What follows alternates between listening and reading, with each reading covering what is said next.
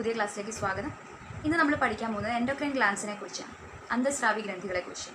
So ക്ലാസ്സിലേക്ക് പോകുന്നതിന് മുന്നേ നമുക്ക് ഗ്ലാൻസ് എന്താണെന്ന് നോക്കാം. ഗ്ലാൻസ് പഠിച്ചതിന് ശേഷം നമുക്ക് എൻഡോക്രൈൻ ഗ്ലാൻസിലേക്ക് പോകാം. So first glands. എന്തെങ്കിലും തരത്തിലുള്ള സിക്രീഷൻസ് അല്ലെങ്കിൽ സ്രവങ്ങൾ ഉൽപ്പാദിപ്പിക്കാൻ കഴിയുന്ന ശരീരഭാഗങ്ങളെയാണ് നമ്മൾ ഗ്ലാൻസ് അല്ലെങ്കിൽ ഗ്രന്ഥികൾ എന്ന് വിളിക്കുന്നത്. എന്തെങ്കിലും രീതിയിലുള്ള സ്രവങ്ങൾ സിക്രീഷൻസ് ഉൽപ്പാദിപ്പിക്കാൻ കഴിവുള്ള ശരീരഭാഗങ്ങളെയാണ് ഗ്ലാൻസ് അല്ലെങ്കിൽ ഗ്രന്ഥികൾ എന്ന് പറയുക. ഗ്രന്ഥികൾ രണ്ട് തരത്തിലുണ്ട്, അന്തസ്രാവി ഗ്രന്ഥികളും ബഹിസ്രാവി ഗ്രന്ഥികളും. അതായത് ബഹിസ്രാവി ഗ്രന്ഥികൾ എന്ന് പറയുമ്പോഴേക്കും എക്സോക്രൈൻ ഗ്ലാൻസ് ആണ്, ആൻഡ് അന്തസ്രാവി ഗ്രന്ഥികൾ എന്ന് പറയുമ്പോൾ എൻഡോക്രൈൻ ഗ്ലാൻസ്. അങ്ങനെ രണ്ട് തരത്തിലാണ് ഗ്ലാൻസ് ഉള്ളത്. ആദ്യം നമുക്ക് എക്സോക്രൈൻ ഗ്ലാൻസ് എന്താണെന്ന് നോക്കാം. എക്സോക്രൈൻ ഗ്ലാൻസ് അല്ലെങ്കിൽ ബഹിസ്രാവി ഗ്രന്ഥികൾ. ഈ ഗ്ലാൻസ് ഉൽപ്പാദിപ്പിക്കുന്ന സ്രവങ്ങളെ അവർ ഒരു ഡക്റ്റ് വഴിയായിരിക്കും അവരുടെ ടാർഗറ്റ് സൈറ്റിലേക്ക് എത്തിക്കുന്നത്. ഉൽപ്പാദിപ്പിക്കുന്ന സ്രവങ്ങളെ ഒരു ഡക്റ്റിന്റെ സഹായത്തോടു കൂടി ഒരു ഡക്റ്റ് വഴി ആയിരിക്കും ടാർഗറ്റ് സൈറ്റിൽ എത്തിക്കുന്നത്. അതായത് ഡക്റ്റ് ഉള്ള ഗ്ലാൻസിനെയാണ് നമ്മൾ എക്സോക്രൈൻ ഗ്ലാൻസ് എന്ന് വിളിക്കുന്നത്, ബഹിസ്രാവി ഗ്രന്ഥികൾ എന്ന് വിളിക്കുന്നത്. ഓക്കെ, ബഹിസ്രാവി ഗ്രന്ഥികൾക്ക് ഉദാഹരണം നോക്കുമ്പോൾ നമുക്ക് ലിവർ പറയാം. ലിവർ പ്രൊഡ്യൂസ് ചെയ്യുന്ന സിക്രീഷൻ ബൈലാണ്. ആ സിക്രീഷനെ, ഈ ബൈലിനെ അതിൻ്റെ ടാർഗറ്റ് സൈറ്റിലേക്ക് എത്തിക്കുന്നത് ഹെപ്പാറ്റിക് ഡക്ട്സ് വഴിയാണ്. ഈ കാണിച്ചിരിക്കുന്ന ഫിഗറിൽ ഗ്രീൻ കളറിൽ മാർക്ക് ചെയ്തിരിക്കുന്ന കണ്ടോ, അത് ഡക്റ്റാണ്. സോ ലിവർ ഉൽപ്പാദിപ്പിക്കുന്ന ബൈൽ എന്ന സ്രവത്തെ അതിൻ്റെ ടാർഗറ്റ് സൈറ്റിൽ എവിടെയാണോ എത്തിക്കേണ്ടത് അവിടെ എത്തിക്കുന്നത് ചില ഡക്റ്റ് വഴിയാണ്, ഹെപ്പാറ്റിക് ഡക്റ്റ് വഴിയാണ്. സോ അതൊരു എക്സോക്രൈൻ ഗ്ലാൻഡ് ആണെന്ന് നമുക്ക് പറയാം. ഇനി മറ്റൊരു ഉദാഹരണമാണ് ഉമിനീർ ഗ്രന്ഥികൾ, സലൈവറി ഗ്ലാൻസ്. നമുക്ക് 3 ജോഡി ഉമിനീർ ഗ്രന്ഥികളുണ്ട്. ഒരു സൈഡിലെയാണ് ഈ ഫിഗറിൽ കാണിച്ചിരിക്കുന്നത്, കണ്ടോ, അതിൽ ഡക്ട്സ് കാണാം. നിങ്ങൾക്ക് ഈ കാണിച്ചിരിക്കുന്ന ഈ മാർക്ക് ചെയ്തിരിക്കുന്ന ഡക്റ്റാണ്. സോ അതിന് ഡക്റ്റ് ഉണ്ട്, ഓരോന്നിനും ഓരോ ഡക്റ്റ് ഉണ്ട്. സോ അതും എക്സോക്രൈൻ ഗ്ലാൻഡ് ആണെന്ന് പറയാം. ഇനിയും ഒരു എക്സോക്രൈൻ ഗ്ലാൻസ് ഉണ്ട്, അത് നമുക്ക് വരുന്ന ക്ലാസ്സുകളിൽ ഡീറ്റെയിൽ ആയിട്ട് പഠിക്കാം. സോ നമുക്ക് ഇന്ന് നമ്മുടെ ടോപ്പിക്കിലേക്ക് പോകാം, എൻഡോക്രൈൻ ഗ്ലാൻസ് അല്ലെങ്കിൽ അന്തസ്രാവി ഗ്രന്ഥികൾ. ഉൽപ്പാദിപ്പിക്കുന്ന സ്രവത്തെ ഡയറക്റ്റ് ആയിട്ട് ബ്ലഡിലേക്ക് ഡിസ്ചാർജ് ചെയ്യുകയാണ് അന്തസ്രാവി ഗ്രന്ഥികൾ ചെയ്യുന്നത്. ഇവർ പ്രൊഡ്യൂസ് ചെയ്യുന്ന സിക്രീഷൻസിനെ ഡയറക്റ്റ് ആയിട്ട് രക്തത്തിലേക്ക് കലർത്തും. അതായത് ഇവർക്കൊരു ഡക്റ്റ് ഇല്ല, സ്വന്തമായിട്ട് ഡക്റ്റ് ഇല്ലാത്ത ഗ്ലാൻസ് ആണ് എൻഡോക്രൈൻ ഗ്ലാൻസ് അല്ലെങ്കിൽ അന്തസ്രാവി ഗ്രന്ഥികൾ. അതുകൊണ്ടാണ് ഈ എൻഡോക്രൈൻ ഗ്ലാൻസിനെ നാളീരഹിത ഗ്രന്ഥികൾ അല്ലെങ്കിൽ ഡക്ട്ലെസ് ഗ്ലാൻസ് എന്ന് വിളിക്കുന്നത്. ഈ എൻഡോക്രൈൻ ഗ്ലാൻസ് സിക്രീറ്റ് ചെയ്യുന്ന സിക്രീഷൻസിനെ, ആ സ്രവങ്ങളെ ഹോർമോൺസ് എന്ന് പറയുന്നു. എൻഡോക്രൈൻ ഗ്ലാൻസ് ഉൽപ്പാദിപ്പിക്കുന്ന സ്രവങ്ങളെയാണ് ഹോർമോൺസ് എന്ന് പറയുന്നത്. ഹോർമോൺസ് ആണ് മനുഷ്യ ശരീരത്തിലെ രാസസന്ദേശവാഹകർ അല്ലെങ്കിൽ chemical messengers in the body എന്ന് പറയുന്നത് ഈ ഹോർമോൺസിനെയാണ്. ഹോർമോൺ എന്ന് പറയുന്ന ടേം ആദ്യമായിട്ട് കോയിൻ ചെയ്തത് സ്റ്റാർലിംഗ് എന്ന് പറയുന്ന ഒരു സയൻറ്റിസ്റ്റാണ്. ഓർക്കുക, ഹോർമോൺ എന്ന് പറയുന്ന ടേം, ആ പേര് കൊടുത്തത്, ഹോർമോൺ എന്ന് പറയുന്ന പേര് ആദ്യമായിട്ട് ഉപയോഗിച്ചത് സ്റ്റാർലിംഗ് എന്ന് പറയുന്ന ഒരു സയൻറ്റിസ്റ്റാണ്. ഈ എൻഡോക്രൈൻ ഗ്ലാൻസും അവർ പ്രൊഡ്യൂസ് ചെയ്യുന്ന ഹോർമോൺസിനെ കുറിച്ചുള്ള പഠനത്തെയാണ് നമ്മൾ എൻഡോക്രൈനോളജി എന്ന് പറയുന്നത്. Study of endocrine glance and there hormones, അതാണ് എൻഡോക്രൈനോളജി. ഫാദർ ഓഫ് എൻഡോക്രൈനോളജി ആരാന്ന് ചോദിച്ചാൽ എഡിസൺ ആണ്. എൻഡോക്രൈനോളജിയുടെ പിതാവ് എഡിസൺ ആണ്. ഓക്കെ, ഇനി നമുക്ക് ഓരോ എൻഡോക്രൈൻ ഗ്ലാൻസിനെ ഓർഡറിൽ നോക്കാം, തല മുതൽ താഴേക്ക് ഓർഡറിൽ ഏതൊക്കെയാണെന്ന് നോക്കാം. First hypothalamus, then pituitary gland, pineal gland, thyroid, parathyroid, thymus, pancreas, adrenal glands. ഇത്രയാണ് എൻഡോക്രൈൻ ഗ്ലാൻസിൻ്റെ കൂട്ടത്തിൽ നമുക്കിപ്പോൾ പഠിക്കാനുള്ളത്. ഇതിൻ്റെ കൂട്ടത്തിൽ ഗൊണാഡ്സും വരും. ഗൊണാഡ്സ് എന്നത് മെയിൽസിൽ വരുമ്പോഴേക്കും ടെസ്റ്റിസ്, ഫീമെയിൽസിൽ വരുമ്പോൾ ഓവറി. അത് നമ്മൾ റീപ്രൊഡക്റ്റീവ് സിസ്റ്റം, പ്രത്യുൽപാദനം പഠിക്കുമ്പോൾ അവിടെ ഡീറ്റെയിൽ ആയിട്ട് പഠിക്കും. സോ ഇപ്പോൾ നമുക്ക് ഈ 8 എൻഡോക്രൈൻ ഗ്ലാൻസിനെ പറ്റി പഠിക്കാം. സോ ആദ്യത്തെ ഹൈപ്പോതലാമസ്. ഹൈപ്പോതലാമസിൻ്റെ പൊസിഷൻ എവിടെയാണ്? ബ്രെയിനിലാണ്. ബ്രെയിനിൻ്റെ ഒരു ഭാഗമാണ് ഹൈപ്പോതലാമസ്. അതുകൊണ്ടാണ് അതിനെ ന്യൂറോക്രൈൻ ഗ്ലാൻഡ് എന്ന് വിളിക്കുന്നത്. അതായത് ബ്രെയിനിൻ്റെ അല്ലെങ്കിൽ നെർവസ് സിസ്റ്റത്തിൻ്റെ ഭാഗമായിട്ടുള്ള ഒരേ ഒരു അന്തസ്രാവി ഗ്രന്ഥിയാണ് ഹൈപ്പോതലാമസ്. അതുകൊണ്ടാണ് അതിനെ ന്യൂറോക്രൈൻ ഗ്ലാൻഡ്, ന്യൂറോക്രൈൻ ഗ്രന്ഥി എന്ന് വിളിക്കുന്നത്, ഓർത്തിരിക്കുക. ആൻഡ് മാസ്റ്റർ ഗ്ലാൻഡ് എന്ന് പറയുന്നത് പിറ്റ്യൂട്ടറി ഗ്ലാൻഡാണ്. പക്ഷേ ഈ മാസ്റ്റർ ഗ്ലാൻഡ് അടക്കമുള്ള, അതായത് പിറ്റ്യൂട്ടറി അടക്കമുള്ള മുഴുവനും അന്തസ്രാവി വ്യവസ്ഥയെ മെയിൻറ്റെയിൻ ചെയ്ത് കൊണ്ടുപോകുന്നത്, നിയന്ത്രിച്ചു കൊണ്ടുപോകുന്നത് ഹൈപ്പോതലാമസ് ആണ്. മാസ്റ്റർ ഗ്ലാൻഡ് എന്ന് പറയുന്നത് പിറ്റ്യൂട്ടറി ആണ്, എന്നാൽ പോലും നമ്മുടെ ശരീരത്തെ മുഴുവനായിട്ടുള്ള ആ ഒരു അന്തസ്രാവി വ്യവസ്ഥയെ മെയിൻറ്റെയിൻ ചെയ്ത് കൊണ്ടുപോകുന്നത് ആരാണ്? ഹൈപ്പോതലാമസ് ആണ്. ഓക്കെ, ആൻഡ് ഹൈപ്പോതലാമസ് പ്രൊഡ്യൂസ് ചെയ്യുന്ന ഹോർമോൺസ് ഏതൊക്കെയാണെന്ന് നോക്കാം. Oxytocin, vasopressin, releasing hormones, inhibiting hormones. ഇത് ഇത്രയാണ് ഹൈപ്പോതലാമസ് ഉൽപ്പാദിപ്പിക്കുന്ന പ്രധാനപ്പെട്ട ഹോർമോൺസ്. നമുക്ക് ഓരോന്ന് നോക്കാം. First oxytocin. ഓക്സിറ്റോസിനെയാണ് birth hormone, milk ejection hormone എന്നൊക്കെ പറയുന്നത്. കാരണം യൂട്രസിൽ ആക്ട് ചെയ്ത് യൂട്രൈൻ കോൺട്രാക്ഷൻസ് ഉണ്ടാക്കി ചൈൽഡ് ബർത്ത് ഫെസിലിറ്റേറ്റ് ചെയ്യുക എന്നുള്ളതാണ് ഓക്സിറ്റോസിൻ്റെ മെയിൻ ഫംഗ്ഷൻ. ഗർഭപാത്രത്തിൽ ആക്ട് ചെയ്ത് ഗർഭപാത്രത്തിന് സങ്കോചങ്ങൾ ഉണ്ടാക്കുക, അങ്ങനെ ഡെലിവറി പോസിബിൾ ആക്കുക, അതായത് ലേബർ, നോർമൽ ലേബർ അല്ലെങ്കിൽ ചൈൽഡ് ബർത്ത് ഫെസിലിറ്റേറ്റ് ചെയ്യുക, പ്രസവം എന്ന പ്രോസസ്സിനെ എയ്ഡ് ചെയ്യുക. അതാണ് ഈ ഓക്സിറ്റോസിൻ്റെ മെയിൻ ഫംഗ്ഷൻ. അതുകൊണ്ടാണ് അതിനെ ബർത്ത് ഹോർമോൺ എന്ന് വിളിക്കുന്നത്. മാത്രമല്ല മിൽക്ക് ഇജക്ഷൻ ഹോർമോൺ എന്ന് വിളിക്കുന്നുണ്ട്. മിൽക്ക് ഇജക്ഷൻ ഹോർമോൺ എന്ന് വിളിക്കുന്നത് ഓക്സിറ്റോസിനെയാണ്. പക്ഷേ മിൽക്ക് പ്രൊഡ്യൂസിങ് ഹോർമോൺ ഏതാണെന്ന് ചോദിച്ചാൽ പ്രൊലാക്റ്റിൻ ആണ്. പ്രൊലാക്റ്റിൻ നമ്മൾ പിറ്റ്യൂട്ടറി പഠിക്കുമ്പോൾ പഠിക്കും. സോ ഇപ്പോൾ ഓർത്തിരിക്കുക, മിൽക്ക് പ്രൊഡക്ഷന് സഹായിക്കുന്നത് പ്രൊലാക്റ്റിൻ ആണ്, അതായത് മാമറി ഗ്ലാൻഡിൽ ആക്ട് ചെയ്തിട്ട് പാൽ ഉൽപ്പാദനത്തിന് സഹായിക്കുന്നത് പ്രൊലാക്റ്റിൻ ആണ്. പക്ഷേ ഉൽപ്പാദിപ്പിച്ച പാൽ പുറത്തേക്ക് വരാൻ സഹായിക്കുന്നത് ഓക്സിറ്റോസിൻ ആണ്. അതാണ് മിൽക്ക് ഇജക്ഷൻ ഹോർമോൺ ഓക്സിറ്റോസിൻ ആണെന്ന് പറഞ്ഞത്. മെയിൽസിൽ ഓക്സിറ്റോസിൻ ആക്ഷൻ ഉണ്ട്. മെയിൽസിൽ സ്പേം പ്രൊഡക്ഷന് സഹായിക്കുക, ഇജാക്കുലേഷന് സഹായിക്കുക. ഇത് രണ്ടുമാണ് ഓക്സിറ്റോസിന്റെ ഫംഗ്ഷൻ. എക്സാം പോയിന്റ് ഓഫ് വ്യൂവിൽ ഫീമെയിൽസിൽ ഉള്ള ഫംഗ്ഷനാണ് കൂടുതൽ ഇമ്പോർട്ടൻറ്റ്. സോ അതൊന്ന് ഓർത്തിരിക്കാം. ബർത്ത് ഹോർമോൺ എന്നറിയപ്പെടുന്നത്, മിൽക്ക് ഇജക്ഷൻ ഹോർമോൺ എന്നറിയപ്പെടുന്നത് ഓക്സിറ്റോസിൻ ആണ്. Next vasopressin or ADH, anti diuretic hormone. അതാണ് ADHന്റെ ഫുൾ ഫോം. ഡയോറസിസ് പഠിച്ചാലേ ആന്റി ഡയോററ്റിക് ഹോർമോണിന്റെ ആക്ഷൻ എന്താണെന്ന് നമുക്ക് മനസ്സിലാവും. സോ ഡയോറസിസ്, യൂറിനിൽ കൂടെ എക്സസ് വാട്ടർ ലോസ് ഉണ്ടാവുന്ന കണ്ടീഷനാണ് നമ്മൾ ഡയോറസിസ് എന്ന് പറയുന്നത്. യൂറിനിലൂടെ ഒരുപാട് വാട്ടർ ലോസ് ഉണ്ടാവുന്ന കണ്ടീഷൻ, അതിനാണ് നമ്മൾ ഡയോറസിസ് എന്ന് പറയുന്നത്. സിംപ്ലി പറഞ്ഞാൽ യൂറിൻ ഔട്ട്പുട്ട് കൂടുന്ന കണ്ടീഷൻ.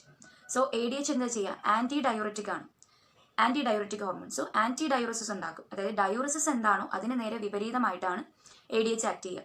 കിഡ്നികളിൽ പ്രവർത്തിച്ചിട്ട് ജലത്തിന്റെ പുനരാകിരണത്തിന് സഹായിക്കും. അതായത് റീനൽ ട്യൂബിൾസിൽ നിന്ന് വാട്ടറിന്റെ റീഅബ്സോർപ്ഷൻ, കിഡ്നികളിൽ പ്രവർത്തിച്ച് ജലത്തിന്റെ പുനരാകിരണത്തിന് സഹായിക്കുക എന്നതാണ് ADHന്റെ ഫംഗ്ഷൻ. ഇനി ADH എങ്ങനെ സീസണലി വേരി ചെയ്യുന്നുണ്ടെന്ന് നമുക്ക് നോക്കാം. അതായത് ഓരോ സീസൺ വൈസ്, ഓരോ ഋതു അനുസരിച്ച് ADHന് കുറച്ച് മാറ്റം വരുന്നുണ്ട്. അതെങ്ങനെയാണെന്ന് നോക്കാം.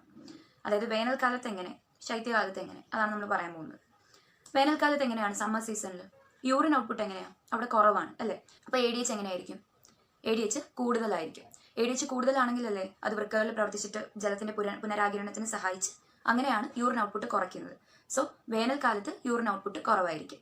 ഇനി ശൈത്യകാലത്താണെങ്കിൽ നേരെ തിരിച്ച്, യൂറിൻ ഔട്ട്പുട്ട് എങ്ങനെയാണ്? കൂടുതലാണ്. അപ്പോൾ ADH എങ്ങനെയായിരിക്കും? കുറവായിരിക്കും. ഇത് രണ്ടും ഇൻവേഴ്സ്ലി പ്രൊപ്പോർഷണൽ ആണ്. ഓക്കെ, ADH കൂടുന്ന സമയത്ത് യൂറിൻ ഔട്ട്പുട്ട് കുറവായിരിക്കും. അതാണ് വേനൽക്കാലത്ത് ADH കൂടുന്നത് കൊണ്ട് യൂറിൻ ഔട്ട്പുട്ട് കുറവാണ്. ആൻഡ് ശൈത്യകാലത്ത് യൂറിൻ ഔട്ട്പുട്ട് കൂടുതലാണ്. അപ്പോൾ നമുക്ക് എന്ത് പറയാം? അവിടെ ADHന്റെ ക്വാണ്ടിറ്റി സെക്രേറ്റ് ചെയ്യുന്നത് കുറവാണെന്ന് പറയാം. ഇനി ADHന്റെ കുറവ് കാരണം ഒരുപാട് യൂറിൻ ഔട്ട്പുട്ട് ഉണ്ടാകുന്ന അവസ്ഥയാണ് നമ്മൾ ഡയബറ്റിസ് ഇൻസിപ്പിഡസ് എന്ന് പറയുന്നത്. ADHന്റെ കുറവ് കാരണം ശരീരത്തിൽ നിന്ന് ജലം യൂറിൻ വഴി ഒരുപാട് വാട്ടർ ലോസ് ഉണ്ടാകുന്ന ആ ഒരു കണ്ടീഷനെയാണ് നമ്മൾ ഡയബറ്റിസ് ഇൻസിപ്പിഡസ് എന്ന് പറയുന്നത്. അപ്പോൾ ഇത്രയാണ് ADHനെ കുറിച്ച് പഠിക്കാനുള്ളത്. ഇനി അടുത്ത ഹോർമോൺ നോക്കാം. Releasing hormones and inhibitory hormones. ഇത് രണ്ടും ഒറ്റയ്ക്കുള്ള ഒരു ഹോർമോൺ അല്ല, അത് ഒരു ഗ്രൂപ്പ് ഓഫ് ഹോർമോൺസ് ചേർന്ന് വരുന്നതാണ്. ഒരു ഹോർമോണുകളുടെ ഒരു കൂട്ടം ചേർന്ന് വരുന്നതാണ് ഈ releasing hormones, inhibitory hormones. Releasing hormones എന്ന് പറയുമ്പോൾ പേര് കേൾക്കുമ്പോൾ തന്നെ നമുക്കറിയാം, റിലീസ് ചെയ്യാൻ സഹായിക്കുന്നതാണ് അല്ലേ? എന്താ ചെയ്യുന്നത്? ഹൈപ്പോതലാമസ് ഉൽപ്പാദിപ്പിക്കുന്ന ഈ റിലീസിങ് ഹോർമോൺസ് പിറ്റ്യൂട്ടറി ഗ്രന്ഥിയിൽ ആക്ട് ചെയ്തിട്ട് പിറ്റ്യൂട്ടറിയിൽ നിന്ന് ഹോർമോൺസിനെ റിലീസ് ചെയ്യും. ഒരു ഉദാഹരണം പറഞ്ഞു കഴിഞ്ഞാൽ, ഇപ്പോൾ ഗ്രോത്ത് ഹോർമോൺ, നമ്മുടെ ശരീരത്തിൽ ഗ്രോത്ത് ഹോർമോൺ കുറയുന്ന കണ്ടീഷനിൽ, ഇപ്പോൾ കുറവാണ് എങ്കിൽ ഹൈപ്പോതലാമസ് ആണ് അത് സെൻസ് ചെയ്യുക. നമ്മൾ നേരത്തെ പറഞ്ഞതാണ്, നമ്മുടെ ശരീരത്തെ മുഴുവനും അന്തസ്രാവി വ്യവസ്ഥയെ മെയിൻറ്റെയിൻ ചെയ്ത് കൊണ്ടുപോകുന്നത് ഹൈപ്പോതലാമസ് ആണ്. സോ നമ്മുടെ ശരീരത്തിൽ ഇപ്പോൾ ഗ്രോത്ത് ഹോർമോണിന്റെ അളവ് കുറവാണെങ്കിൽ ഹൈപ്പോതലാമസ് അത് മനസ്സിലാക്കി പിറ്റ്യൂട്ടറിക്ക് ഒരു മെസ്സേജ് കൊടുക്കും, ഹോർമോൺ കുറവാണ്, സോ കൂട്ടാൻ വേണ്ടിയിട്ട് ഒരു മെസ്സേജ് കൊടുക്കും. ആ മെസ്സേജ് കിട്ടിയതിന് ശേഷമാണ്, ആ മെസ്സേജ് എങ്ങനെയാണ് കിട്ടുന്നത്? ഈ റിലീസിങ് ഹോർമോൺസ് വഴിയാണ് കിട്ടുന്നത്. അത് കിട്ടിക്കഴിഞ്ഞാൽ പിറ്റ്യൂട്ടറി എന്ത് ചെയ്യും? അതിനനുസരിച്ച് പ്രവർത്തിക്കും. സോ ഹോർമോൺ കുറവാണെന്ന് മനസ്സിലാക്കി ഹോർമോൺ ഉൽപ്പാദനം കൂട്ടും. അതാണ് റിലീസിങ് ഹോർമോണിന്റെ ഫംഗ്ഷൻ. ഇനി ഇൻഹിബിറ്റിംഗ് ഹോർമോൺസ് എന്ന് പറയുമ്പോൾ നേരെ ഓപ്പോസിറ്റ് ആണ്. ഇൻഹിബിഷൻ എന്ന് പറഞ്ഞാൽ എന്താ? തടസ്സമാണ്, തടയുകയാണ് ചെയ്യുന്നത്. അതായത് ഹൈപ്പോതലാമസ് സെക്രീറ്റ് ചെയ്യുന്ന ഈ ഇൻഹിബിറ്ററി ഹോർമോൺസ് അത് പിറ്റ്യൂട്ടറിയിൽ പ്രവർത്തിച്ചിട്ട് അവിടെ നിന്നുള്ള ഹോർമോൺ ഉൽപ്പാദനത്തെ തടയുകയാണ് ചെയ്യുന്നത്. ഉദാഹരണത്തിന് പറയുകയാണെങ്കിൽ ഇപ്പോൾ ഗ്രോത്ത് ഹോർമോൺ തന്നെ നമ്മുടെ ശരീരത്തിൽ ഒരുപാട് കൂടുകയാണെന്നിരിക്കട്ടെ, ഹൈപ്പോതലാമസ് അത് മനസ്സിലാക്കി പിറ്റ്യൂട്ടറിക്ക് ഒരു മെസ്സേജ് കൊടുക്കും. എന്താ? ഹോർമോൺ കൂടുതലാണ്. ഇൻഹിബിറ്ററി ഹോർമോൺസ് വഴി ഒരു മെസ്സേജ് കൊടുക്കും, ഹോർമോണിന്റെ അളവ് കൂടുതലാണ്, കുറയ്ക്കാൻ വേണ്ടിയിട്ട്.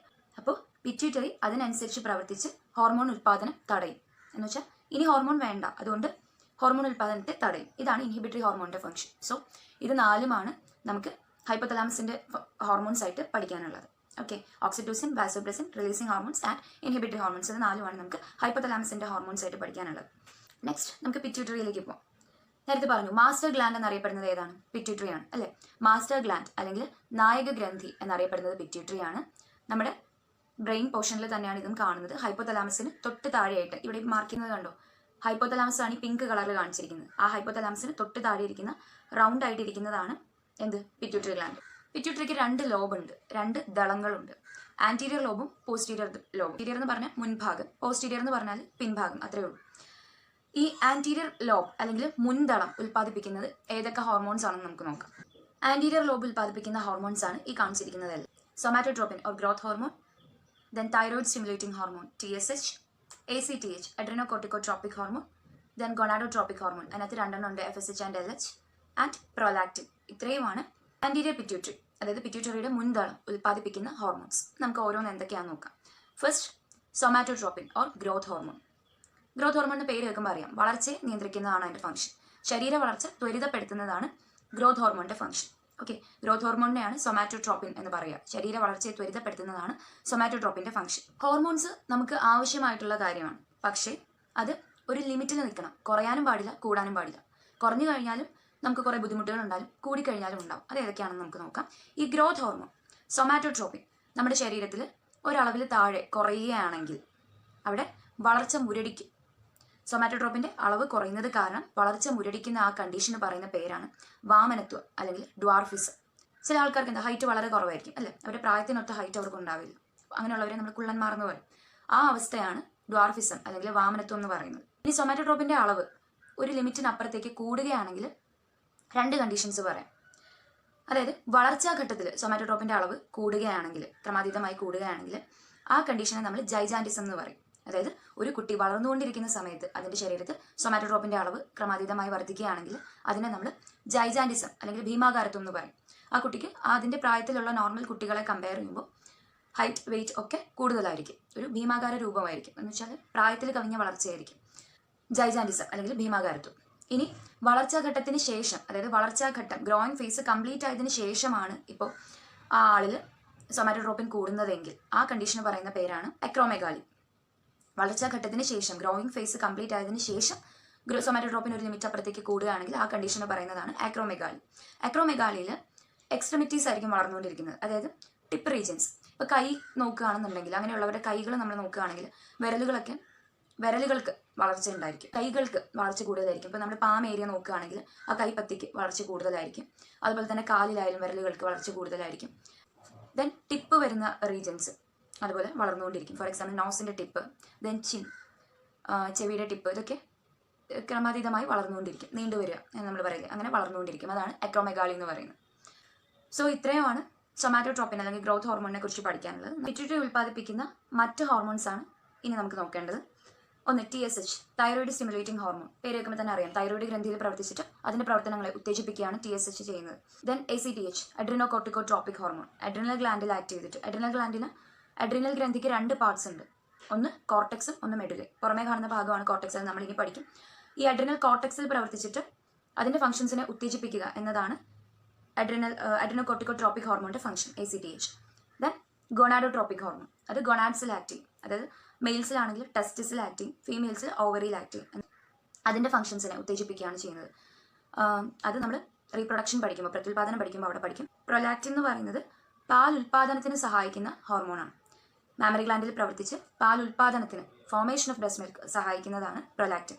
നമ്മൾ നേരത്തെ പറഞ്ഞതാണ്. പക്ഷേ മിൽക്ക് ഇജക്ഷന് സഹായിക്കുന്നത് ഏത് ഹോർമോണാണെന്ന് ചോദിച്ചാൽ ഓക്സിറ്റോസിനാണ്. മിൽക്ക് ഫോർമേഷന് സഹായിക്കുന്നത് പ്രൊലാക്റ്റിൻ, മിൽക്ക് ഇജക്ഷന് സഹായിക്കുന്നത് ഓക്സിറ്റോസിൻ. ഇപ്പോൾ ആൻറ്റീരിയർ പിറ്റ്യൂട്ടറി ഹോർമോൺസ് കഴിഞ്ഞു, ഇനിയുള്ളത് പോസ്റ്റീരിയർ പിറ്റ്യൂട്ടറിയാണ്. പോസ്റ്റീരിയർ പിറ്റ്യൂട്ടറി ഒരു ഹോർമോൺസും ഉൽപ്പാദിപ്പിക്കുന്നില്ല, പക്ഷേ ഹൈപ്പത്തലാമസ് ഉൽപ്പാദിപ്പിക്കുന്ന രണ്ട് ഹോർമോൺസിനെ സ്റ്റോർ ചെയ്യുന്നുണ്ട്. ഏതൊക്കെയാണ്? ഓക്സിറ്റോസിനും വാസോപ്രസിനും. സ്വന്തമായിട്ട് ഒരു ഹോർമോൺസും ഉൽപ്പാദിപ്പിക്കുന്നില്ല, പക്ഷേ ഹൈപ്പത്തലാമസ് ഉൽപ്പാദിപ്പിക്കുന്ന ഓക്സിറ്റോസിനും വാസോപ്രസിനും സ്റ്റോർ ചെയ്യുക എന്നതാണ് പിറ്റ്യൂട്ടറി, പോസ്റ്റീരിയർ പിറ്റ്യൂട്ടറിയുടെ ഫംഗ്ഷൻ. അപ്പോൾ പിറ്റ്യൂട്ടറി കഴിഞ്ഞു, നമുക്ക് പീനിയൽ ഗ്ലാൻഡ് പഠിക്കാം. അതും ഹെഡ് പോർഷൻ തന്നെയാണ്, അതിൻ്റെയും ലൊക്കേഷൻ വരുന്നത് തലയിൽ തന്നെയാണ്. മനുഷ്യ ശരീരത്തിലെ ഏറ്റവും ചെറിയ ഗ്രന്ഥി ഏതാണെന്ന് ചോദിച്ചാൽ പീനിയൽ ഗ്ലാൻഡാണ്. പീനിയൽ ഗ്രന്ഥി മനുഷ്യ ശരീരത്തിലെ ഏറ്റവും ചെറിയ ഗ്രന്ഥി ചോദിച്ചാലും, ഏറ്റവും ചെറിയ എൻഡോക്രൈൻ ഗ്ലാൻഡ്, അന്തസ്രാവി ഗ്രന്ഥി, അത് ചോദിച്ചാലും പീനിയൽ ഗ്ലാൻഡാണ്. ഓക്കെ, ഇനി മനുഷ്യ ശരീരത്തിലെ ജൈവ ഘടികാരം അല്ലെങ്കിൽ ബയോളജിക്കൽ ക്ലോക്ക് എന്നറിയപ്പെടുന്നതും പീനിയൽ ഗ്ലാൻഡാണ്. നമ്മുടെ ഡേ ടു ഡേ ആക്ടിവിറ്റീസ്, ദൈനംദിന പ്രവർത്തനങ്ങൾ, നമ്മുടെ ഒരു സിർക്കാഡിയൻ റിതം, അതായത് നമ്മുടെ ജീവിതത്തിലുള്ള താളക്രമങ്ങൾ, ഇതിനെയെല്ലാം ക്രമീകരിച്ചു കൊണ്ടുപോവുക എന്നതാണ് പീനിയൽ ഗ്ലാൻഡിന്റെ ഫംഗ്ഷൻ. അതാണ് അതിനെ ബയോളജിക്കൽ ക്ലോക്ക് അല്ലെങ്കിൽ ജൈവ ഘടികാരം എന്ന് വിളിക്കുന്നത്. ഉദാഹരണത്തിന് നമ്മൾ ഇന്ന് രാവിലെ 6 മണിക്ക് ഉണരുകയാണെന്നുണ്ടെങ്കിൽ നമ്മൾ നാളെയും ഏകദേശം ആ ഒരു സമയമാകുമ്പോൾ തന്നെ ഉണരും അല്ലേ? അതിന് കാരണം പീനിയൽ ഗ്ലാൻഡാണ്. പീനിയൽ ഗ്ലാൻഡ് ആക്റ്റീവ് ആണെന്നുണ്ടെങ്കിൽ നമ്മുടെ ബയോളജിക്കൽ ക്ലോക്ക് കറക്റ്റ് ആയിരിക്കും, നമ്മുടെ റുട്ടീൻ കറക്റ്റ് ആയിട്ട് പോകും. പീനിയൽ ഗ്ലാൻഡ് ഉൽപ്പാദിപ്പിക്കുന്ന ഹോർമോണാണ് മെലാറ്റോണിൻ. ഉറങ്ങാൻ സഹായിക്കുന്ന ഹോർമോൺ കൂടിയാണ് ഈ മെലാറ്റോണിൻ. അവർക്ക് പീനിയൽ ഗ്ലാൻഡ് ഉൽപ്പാദിപ്പിക്കുന്ന ഹോർമോണാണ് മെലാറ്റോണിൻ. മെലാറ്റോണിനാണ് ഉറങ്ങാൻ സഹായിക്കുന്നത്. ഒരു ഫംഗ്ഷനും കൂടെ ഉണ്ട് പീനിയൽ ഗ്ലാൻഡിന്, അതായത് കൃത്യമായ പ്രജനന കാലഘട്ടമുള്ള ജീവികളിൽ ലൈംഗിക പ്രവർത്തനങ്ങളെ നിയന്ത്രിച്ചു കൊണ്ടുപോകുന്നത് ഈ പീനിയൽ ഗ്ലാൻഡാണ്. ഡിഫൈൻഡ് ആയിട്ടുള്ള ഫെർട്ടിലിറ്റി പീരീഡ്, അതായത് പ്രജനന കാലഘട്ടം ഉള്ള ഓർഗാനിസത്തിന്റെ റീപ്രൊഡക്റ്റീവ് ആക്ടിവിറ്റീസ് മെയിൻറ്റെയിൻ ചെയ്ത് കൊണ്ടുപോകുന്നത് പീനിയൽ ഗ്ലാൻഡാണ്. ഇത്രയേ ഉള്ളൂ പീനിയൽ ഗ്ലാൻഡിനെ കുറിച്ച് പഠിക്കാൻ. Next thyroid gland. Thyroid gland നമ്മുടെ കഴുത്ത് ഏരിയയിൽ കാണുന്നതാണ്. ആഡംസ് ആപ്പിൾ എന്നറിയപ്പെടുന്നത് തൈറോയിഡ് ഗ്രന്ഥിയാണ്. ഓക്കെ, കഴുത്തിൽ ട്രക്കയുടെ ഇരുവശങ്ങളിലായിട്ട് ബട്ടർഫ്ലൈ ഷേപ്പിൽ ചിത്രശലഭത്തിന്റെ ആകൃതിയിൽ കാണുന്ന ഗ്രന്ഥിയാണ് തൈറോയിഡ് ഗ്രന്ഥി. തൈറോയിഡ് ഗ്രന്ഥിയാണ് മനുഷ്യ ശരീരത്തിലെ ഏറ്റവും വലിയ അന്തസ്രാവി ഗ്രന്ഥി. ഹ്യൂമൻ ബോഡിയിലെ ഏറ്റവും വലിയ എൻഡോക്രൈൻ ഗ്ലാൻഡ് തൈറോയിഡ് ആണ്. പക്ഷേ ഏറ്റവും വലിയ ഗ്ലാൻഡ് ചോദിച്ചാൽ ഏതാ പറയാ? ലിവറാണ്. ഏറ്റവും വലിയ ഗ്ലാൻഡ് അല്ലെങ്കിൽ ഏറ്റവും വലിയ ഗ്രന്ഥി എന്ന് ചോദിച്ചാൽ ലിവറാണ്. പക്ഷേ ഏറ്റവും വലിയ അന്തസ്രാവി ഗ്രന്ഥി അല്ലെങ്കിൽ എൻഡോക്രൈൻ ഗ്ലാൻഡ് ചോദിച്ചാൽ തൈറോയിഡ് ഗ്ലാൻഡ് ആണ്. തൈറോയിഡ് ഗ്ലാൻഡ് 2 ഹോർമോൺസ് ഉൽപ്പാദിപ്പിക്കുന്നുണ്ട്, തൈറോക്സിനും കാൽസിറ്റോണിനും. ഈ തൈറോക്സിന്റെ ഫോർമേഷന് ആവശ്യമായിട്ടുള്ള ഒരു ഇലമെന്റ് ചോദിച്ചാൽ, മൂലകം ഏതാണെന്ന് ചോദിച്ചാൽ അയഡിനാണ്. തൈറോക്സിന്റെ ഉൽപ്പാദനത്തിന് ആവശ്യമായിട്ടുള്ള ഇലമെന്റ് ഓർ മൂലകം ഏതാണ്? അയഡിനാണ്. ഇപ്പം നമ്മുടെ ഡയറ്റിൽ അയഡിൻ ഡെഫിഷ്യൻ്റ് ആണെങ്കിൽ, അയഡിന്റെ കുറവ് കാരണം തൈറോയിഡ് ഗ്രന്ഥിക്ക് വീക്കം ഉണ്ടാവുന്ന അവസ്ഥയാണ് നമ്മൾ ഗോയിറ്റർ എന്ന് പറയുന്നത്. അയഡിൻ കണ്ടന്റ് കുറവാണെങ്കിൽ അത് കാരണം തൈറോയിഡ് ഗ്രന്ഥി വീങ്ങും. ആ അവസ്ഥയാണ് നമ്മൾ ഗോയിറ്റർ എന്ന് പറയുന്നത്. ഓക്കെ, ഇനി തൈറോക്സിന്റെ മറ്റ് ഫംഗ്ഷൻസ് എന്തൊക്കെയാണെന്നുള്ളത് നോക്കാം. മെറ്റബോളിക് ആക്ടിവിറ്റീസ് മെയിൻറ്റെയിൻ ചെയ്യുക, അതായത് നമ്മുടെ ശരീരത്തിലെ ഉപാപചയ പ്രവർത്തനങ്ങൾ നിയന്ത്രിക്കുക അല്ലെങ്കിൽ അതിനെ ഉത്തേജിപ്പിക്കുക എന്നുള്ളതാണ് തൈറോക്സിന്റെ പ്രധാനപ്പെട്ട ഫംഗ്ഷൻ. മെറ്റബോളിക് ആക്ടിവിറ്റീസ് ഓർ ഉപാപചയ പ്രവർത്തനങ്ങളെ ഉത്തേജിപ്പിക്കുക എന്നതാണ് തൈറോക്സിന്റെ main function. And basal metabolic rate maintain ചെയ്തു കൊണ്ടുപോകുന്നതും ഈ തൈറോക്സിനാണ്. അതായത് നമ്മുടെ ജീവൻ നിലനിർത്തുന്നതിന് ആവശ്യമായിട്ടുള്ള ഊർജ്ജം, അതാണ് ബേസൽ മെറ്റബോളിക് റേറ്റ് കൊണ്ട് ഉദ്ദേശിക്കുന്നത്. ഇനി നമ്മുടെ ശരീരത്തിൽ തൈറോക്സിന്റെ അളവ് കുറയുന്ന അവസ്ഥയെ ഹൈപ്പോ തൈറോയിഡിസം എന്ന് പറയും. തൈറോക്സിന്റെ അളവ് കുറയുന്ന അവസ്ഥയെയാണ് ഹൈപ്പോ തൈറോയിഡിസം എന്ന് പറയുന്നത്. ഇനി തൈറോക്സിന്റെ അളവ് കുറയുമ്പോൾ ഉണ്ടാകുന്ന രോഗം ഏതാണെന്ന് നോക്കാം. അവസ്ഥയാണ് ഹൈപ്പോ തൈറോയിഡിസം. രോഗം ഏതാണെന്ന് ചോദിച്ചാൽ കുട്ടികളിൽ ക്രിട്ടൈനിസം ഉണ്ടാവും. അതായത് തൈറോക്സിന്റെ അളവ് കുറയുന്നത് കാരണം കുട്ടികളിൽ ഉണ്ടാകുന്ന രോഗമാണ് ക്രിട്ടൈനിസം. ആൻഡ് മുതിർന്നവരിൽ ഉണ്ടാകുന്നത് മിക്സഡിമയാണ്. ഓർക്കുക, തൈറോക്സിന്റെ കുറവ് കാരണം കുട്ടികളിൽ ഉണ്ടാകുന്നത് ക്രിട്ടൈനിസം, മുതിർന്നവരിൽ ഉണ്ടാകുന്നത് മിക്സഡിമ. ഓക്കെ, ഇനി തൈറോക്സിന്റെ അളവ് കൂടിക്കഴിഞ്ഞാലോ? ശരീരത്തിൽ തൈറോക്സിന്റെ അളവ് കൂടിക്കഴിഞ്ഞാൽ ഉണ്ടാകുന്ന അവസ്ഥയാണ് ഹൈപ്പർ തൈറോയിഡിസം.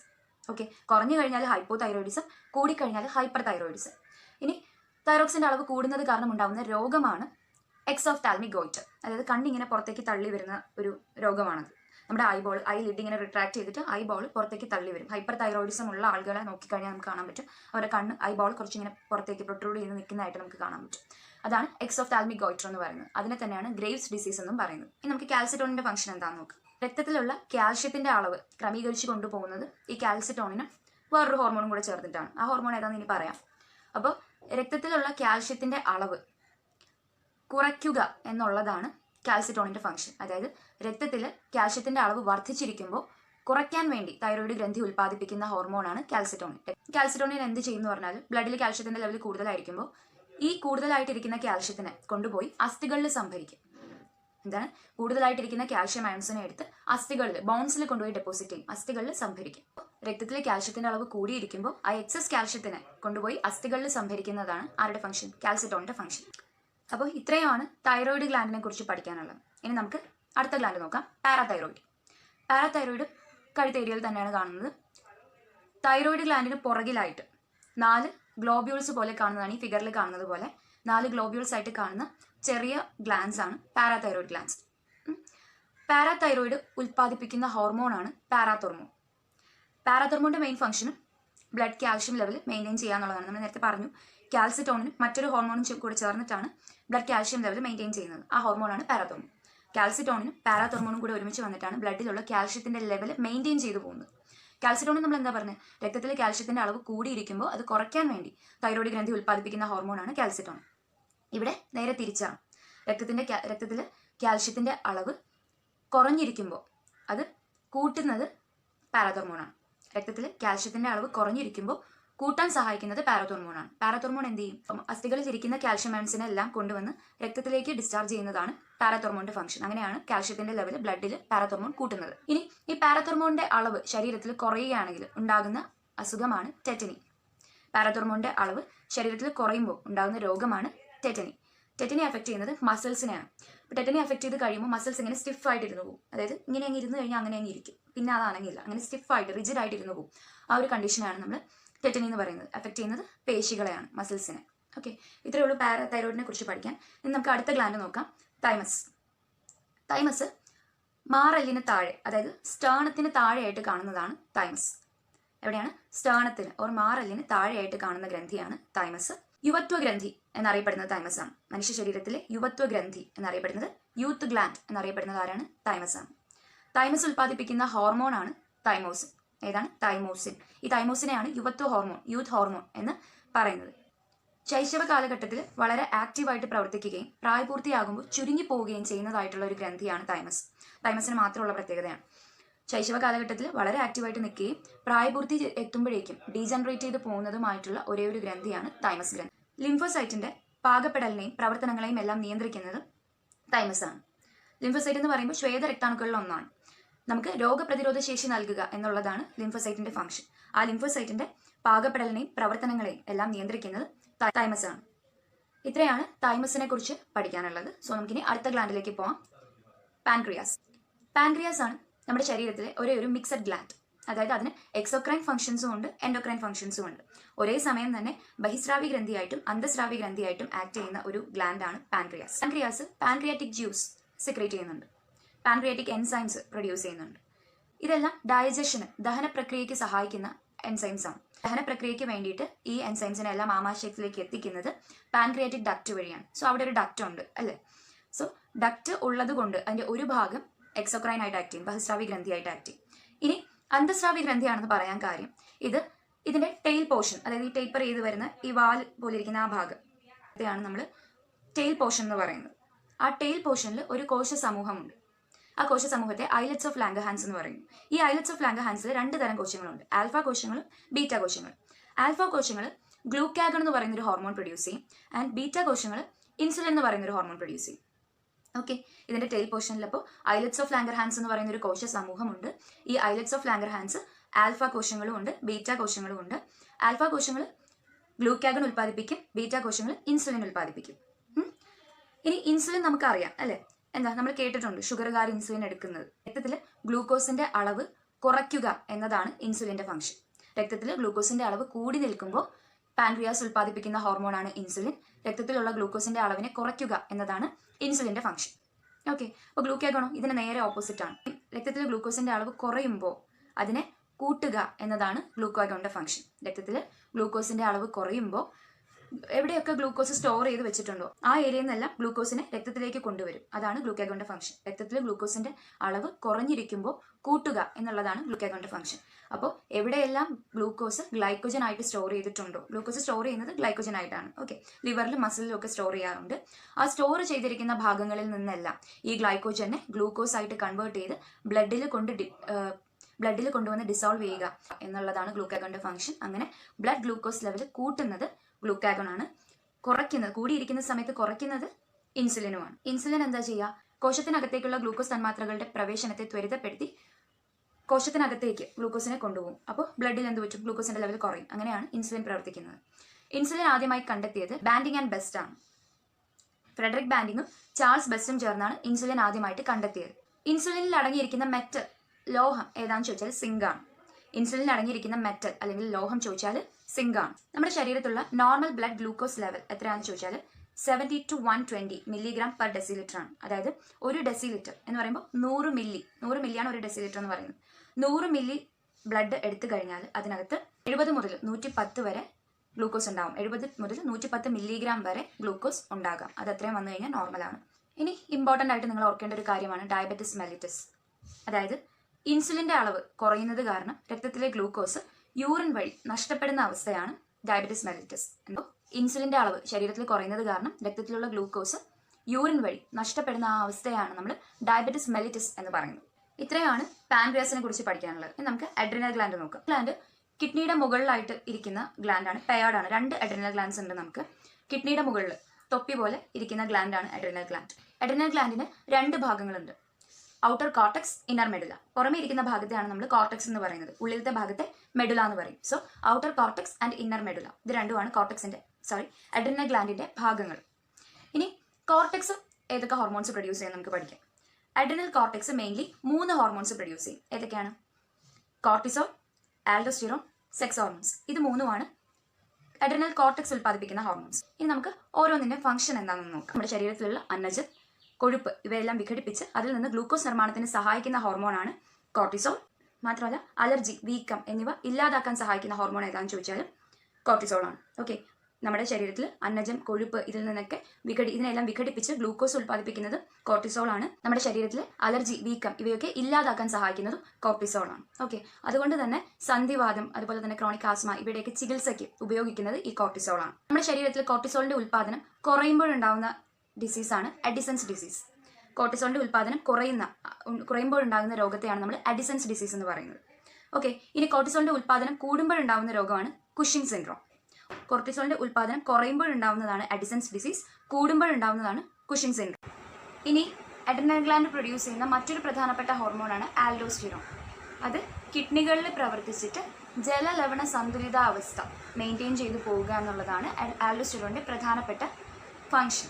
അതായത് കിഡ്നീസിൽ ആക്ട് ചെയ്തിട്ട് വാട്ടർ ഇലക്ട്രോലൈറ്റ് ബാലൻസ്, അതാണ് ജലലവണ സന്തുലിതാവസ്ഥ മെയിൻറ്റെയിൻ ചെയ്തു പോവുക എന്നതാണ് ആൽഡോസ്റ്റിറോണിന്റെ പ്രധാനപ്പെട്ട ഫംഗ്ഷൻ. ഇനി ഒരു ഫംഗ്ഷനും കൂടെ ഉണ്ട്, BP മെയിൻറ്റെയിൻ ചെയ്യുക. ബ്ലഡ് പ്രഷർ, രക്തസമ്മർദ്ദം ശരീരത്തിൽ നിയന്ത്രിച്ചു കൊണ്ടുപോകുന്നത് ആൽഡോസ്റ്റിറോണിന്റെ ഒരു ഫംഗ്ഷനാണ്. ഇനി അഡ്രിനൽ കോർട്ടക്സ് ചെറിയ അളവിൽ സെക്സ് ഹോർമോൺസ് കൂടെ പ്രൊഡ്യൂസ് ചെയ്യുന്നുണ്ട്.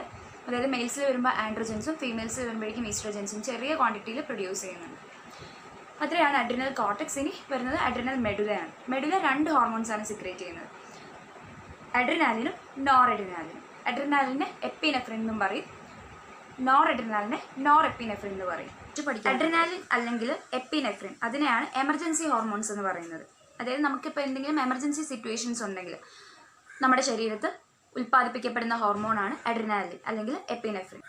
നോർ എപ്പിനെഫ്രിൻ അല്ലെങ്കിൽ നോർ അഡ്രിനാലിനെയാണ് സർജിക്കൽ ഹോർമോൺ എന്ന് പറയുന്നത്. അപ്പോൾ ഇത് രണ്ടും ഓർത്തിരിക്കുക. എമർജൻസി ഹോർമോൺ അഡ്രിനാലിൻ ആണ് and surgical hormone nor adrenaline. Okay, so ഇതോടുകൂടി നമ്മുടെ ഗ്ലാൻസിൻ്റെ പോർഷൻ, എൻഡോക്രൈൻ ഗ്ലാൻസിൻ്റെ പോർഷൻ ഇവിടെ അവസാനിക്കുകയാണ്. അടുത്ത ക്ലാസ്സിൽ പുതിയൊരു ടോപ്പിക്കുമായിട്ട് കാണാം. So by.